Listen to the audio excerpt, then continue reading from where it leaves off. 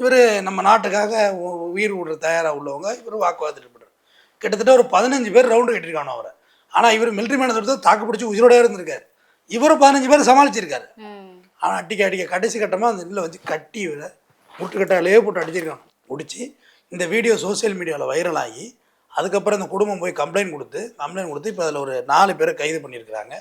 இப்போ ஒரு சமீபத்தில் ஒரு பிளாஸ்ட் நியூஸ் என்னென்னா அந்த டோலை வந்து எடுக்க சொல்லி உத்தரவு வந்திருக்கிறதா ஒரு தகவல் வந்திருக்கு.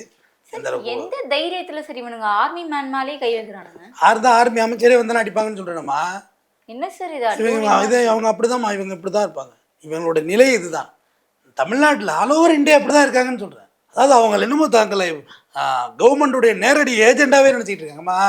எல்என்டி டோல் வச்சிருக்காங்க, ரிலையன்ஸு டோல் வச்சிருக்காங்க. இப்படி எல்லாமே தனியார் டோல் தான், எதுவுமே கவர்மெண்ட்டுக்கு நேரடி டோல் கிடையாது. அது எத்தனை வருஷத்துக்கு வசூல் பண்றோம்னு தெரியல, இன்னமும் வசூல் பண்ணிட்டு இருக்கான். டிகிரி முடித்து வேலை தேடுபவரா?